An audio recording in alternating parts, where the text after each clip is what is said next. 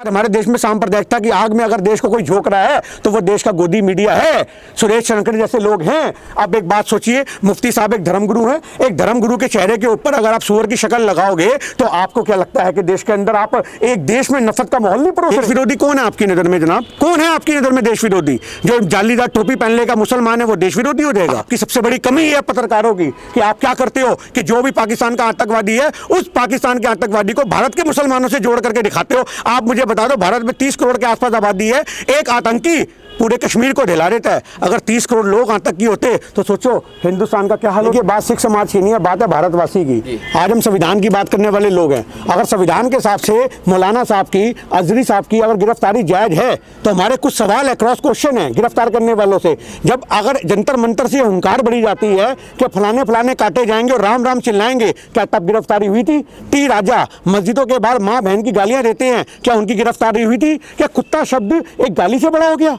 जो माँ बहन की गालियां उससे बड़ा हो गया? आपने इनके बयान सुने नेताओं के? 2019 में बयान दिया गया कि कब्रों से निकाल करके जो मुस्लिम महिलाएं हैं उनका बलात्कार करो।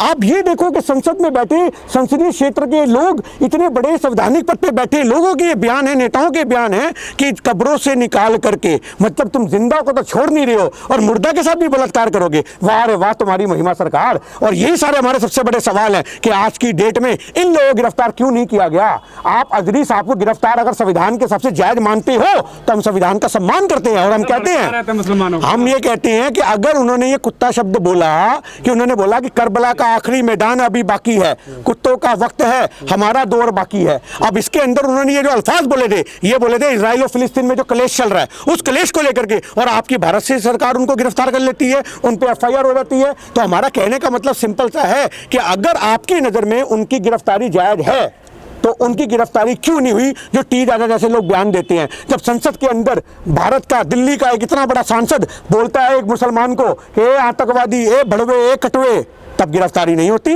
तब उनको नहीं निकाला जाता। और राहुल गांधी अडानी पे सवाल पूछ ले तो उसको बाहर निकाल देते हैं। ये हमारा सबसे बड़ा मुद्दा है कि आपने, मतलब होता है दौर क्या आएगा? दौर थोड़ी आएगा। दौर आने का मतलब यहाँ पर ये है कि भैया हर किसी का वक्त आता है। आज तुम्हारी सरकार है, जिसकी लाठी उसकी भैंस चल रही है ना, तो कोई दिक्कत नहीं है। आज वक्त बदलेगा, तख्ता बदलेगा, सरकारें बदलेंगी।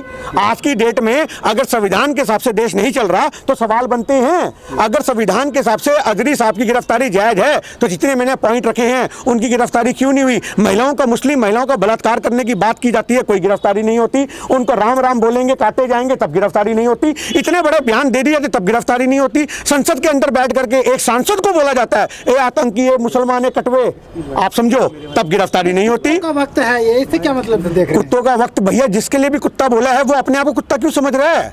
आज एक बात छोटी सी समझिए ना, अगर बोला गया है कि कुत्तों का वक्त है, कुत्तों का जमाना है, कुत्तों का दौर है, तो आप, अगर आप कुत्ता नहीं हो और मैं कुत्ता कुत्ता चिल्लाऊं और आप अपने ऊपर ले लो तो ये आपकी कमी है। ना तो उन्होंने किसी धर्म का नाम लिया, ना तो उन्होंने किसी बंदे का नाम लिया, आपने उसको सांप्रदायिकता से जोड़ा ना। तो हमारा मुद्दा सिंपल सा है कि जब आप महिलाओं का बलात्कार करने की बात करते हो, फलानों को काटने की बात करते हो, इनके ठाकुर साहब बोलते हैं गोली मारो सालों को, तो इससे बड़ा बयान क्या होगा भड़काने वाला? क्या ये मुस्लिम लोगों को प्रवोक करने की बात नहीं है? और उसके बाद सुरेश शंकर जैसे लोग मुफ्ती साहब के चेहरे के ऊपर सूअर की शक्ल लगा लगा के एक प्रोग्राम चलाते हैं, तो क्या वो देश में भड़काने वाली बात नहीं है? ये भी कह रहे हैं कुत्ता हिंदुओं को कहा गया है। ये तो उनकी गलतफहमी है ना। यही तो मैं आपसे कह रहा हूं कि आज हमारे देश में सांप्रदायिकता की आग में अगर देश को कोई झोंक रहा है तो वो देश का गोदी मीडिया है, सुरेश शंकर जैसे लोग हैं। अब एक बात सोचिए, मुफ्ती साहब एक धर्मगुरु हैं, एक धर्मगुरु के चेहरे के ऊपर अगर आप सूअर की शक्ल लगाओगे तो आपको क्या लगता है कि देश के अंदर आप एक देश में नफरत का माहौल नहीं परोस रहे? मुफ्ती साहब का कुत्ता शब्द तो फिर भी लोगों ने, मुट्ठी भर लोगों ने सुना होगा, पर तुमने अपना लाखों हजारों करोड़ों लोगों को व्यूअरशिप है उसमें मुफ्ती साहब के चेहरे पे सूअर की शक्ल लगा करके मुसलमानों को प्रवोक करने का काम किया है। कब इसकी गिरफ्तारी होगी सुरेश शंकर की? हम ये मांग करते हैं सरकार से, सुरेश शंकर जैसे लोगों की गिरफ्तारी हो, उनका गोदी मीडिया बंद होना चाहिए। आप ये क्यों नहीं देखते हो? आज हमारे देश में अगर मुफ्ती साहब की गिरफ्तारी, हम संविधान का सम्मान करते हैं, अगर उनकी गिरफ्तारी जायज है तो हम कहते हैं बिल्कुल सही, पर आप एक छोटी सी बात बता दो, उनकी गिरफ्तारी कब होगी? टी राजा जैसे लोगों की उनकी गिरफ्तारी कब होगी? जब मुस्लिम महिलाओं को कब्र से निकाल के बलात्कार करने की बात करते हैं, उनकी गिरफ्तारी कब होगी? जब बोलते हैं कि फलाने काटे जाएंगे, राम राम चिल्लाएंगे, उनकी गिरफ्तारी और उनको संसद से कब निकाला जाएगा? तो संसद के अंदर बैठ के बोलते हैं आतंकी है, भड़वे है, बुल्ले है, कटवे, उनकी गिरफ्तारी कब होगी? ये हमारे सवाल है। कपिल मिश्रा का बयान आपने दिल्ली में ही सुना था, आप उन्हारा आपको स्लोगन याद होगा, तो ऐसे लोगों को भी तो छोड़ दिया जाता, खुलेआम दिल्ली में नारा दिया। मैं आपसे यही तो कहना चाह रहा हूँ ना ना, आज धर्म विशेष को टारगेट करने के लिए आप ये रणनीति अपनाओगे तो आपसे सवाल खड़े होंगे। आप अगर देश में एक संविधान के हिसाब से देश चलाओगे तो फिर आप हिंदू और मुसलमान मत देखो। आपको किसी के बयान से अगर आपत्ति है तो आप उसको भैया दर्ज करो मुकदमा और उसको हवालात में डालो, पर आप धर्म विशेष के लिए छूट दे दो। मतलब अगर तुम्हारे साधु संत महामंडलेश्वर साहब ने जंतर मंतर से हुंकार बड़ी दी, महामंडलेश्वर साहब ने जंतर मंतर से हुंकार कि मैंने 40 मुसलमानों को मारा है, मैंने 40 मुसलमानों को, आपके चैनलों के अंदर भी रिकॉर्ड होंगे वो कार्यक्रम उन्होंने जहां धरना प्रदर्शन किया था। जो बंदा इतने मुंह से बात बोलता है मैंने 40 मुसलमानों को मारा है, हाँ जी, अपना गुनाह कबूल दिया, उसके बाद उनकी गिरफ्तारी नहीं। अरे तो आप ये चीज देखो ना, आप एक धर्म विशेष को छूट दे रहे हो कि जो भगवा पहन लेगा यानी कि उसको ये सब बयान देने का, मुसलमानों को टारगेट करने का राइट मिल जाएगा। ये हमारे लिए सबसे बड़ा मुद्दा है। लेकिन मुफ्ती साहब ये कह रहे थे ना कि संविधान से देश चलेगा ना, दौर का क्या वक्त होता है, दौर थोड़ी आएगा। मैं आपसे ये कि फिर चला मैं एक छोटी सी बात, हाँ वो दौर आएगा, वो एक जुमला है, वो दौर आएगा, यानी कि आपने सुनी नहीं वो कहावत। फिर आप कहावत लिखने वालों को कि आप कुत्तों का दौर है, दौर लाना चाहते हैं, वो तो आप मुफ्ती साहब आपको बता ही रहे हैं कि हम दौर लाना चाहते हैं जिसमें संविधान के हिसाब से देश चलेगा, हम दौर लाना चाहते हैं जिसमें भाईचारे की बात होगी, हम दौर लाना चाहते हैं जिसमें अमन होगा देश के अंदर, हम दौर लाना चाहते हैं देश में शांति होगी, हम वो दौर लाना चाहते हैं कि किसी को जय श्री राम बोल के मारा नहीं जाएगा, हम वो दौर लाना चाहते हैं जिसमें भाईचारे का गंगा जमुना जो तहजीब है उसका फूल दोबारा चमन में खिलेगा और देश में भाईचारा होगा और तिरंगे के सम्मान में सभी हिंदू मुसलमान एक तिरंगे के नीचे खड़े होंगे। हम दौर की बात कर रहे हैं मुफ्ती साहब। लेकिन कहीं चुनाव से पहले जिस तरह की ये गिरफ्तारी हुई तो कहीं चुनावी स्टंट तो नहीं लिया है सरकार ने या लोगों ने? देखिए अगर चुनावी स्टंट की बात करो, चुनावी स्टंट तो आपको बहुत सारे देखने को मिल ही रहे हैं। आपने अभी देखा कश्मीर के अंदर एक सिख भाई को गोली मार दी गई, आपने देखा।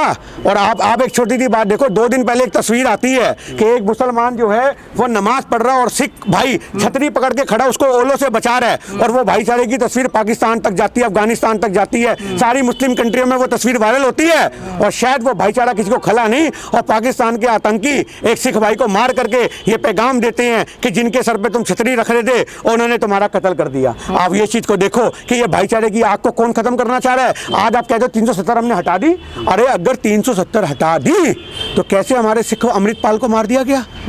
अमृतसर के रहने वाले अमृतपाल को सरेआम गोली मार दी जाती है कश्मीर के अंदर। कहां है तुम्हारी 370 हटने का प्रावधान?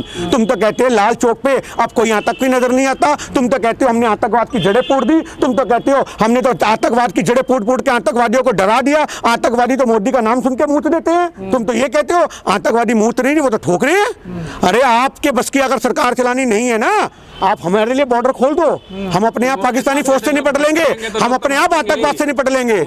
जैसे लोग जो भड़काएंगे एक कौम को तो लोग तो भड़केंगे। आज भड़केंगे तो गोलियां मारने वाली बात आतंकवाद की, तुम्हारी प्रावधान की जो हटाने की बातें दी उसकी सुरक्षा कहां है? सारी बात छोड़ो, अगर आप प्रवोक करने की बात करते हो, अगर गोली चला दी गई है तो आप उसको कैसे वो करोगे, कैसे सुरक्षा दोगे लोगों को? आप तो कहते थे कि देश को सुरक्षित हाथों में है, आप तो कहते थे 370 हटने पे आतंकवाद खत्म हो जाएगा, आप तो कहते थे कश्मीर के अंदर अब कोई दंगा नहीं है। अगर आप इतनी सारी बातें कहते थे तो फिर भी खुलेआम गोलियां क्यों चल रही हैं? और हमें समझ में नहीं आता, जब भी इलेक्शन की तारीखें डिक्लेयर होती हैं उससे पहले ही कश्मीर के पाकिस्तान के आतंकी हमारे देश में कैसे घुस जाते हैं? सबसे बड़ा सवाल आप देखो ना, वो आतंकवादी कहाँ का है? पाकिस्तान का, जिसने हमारे सिख भाई को मारा है।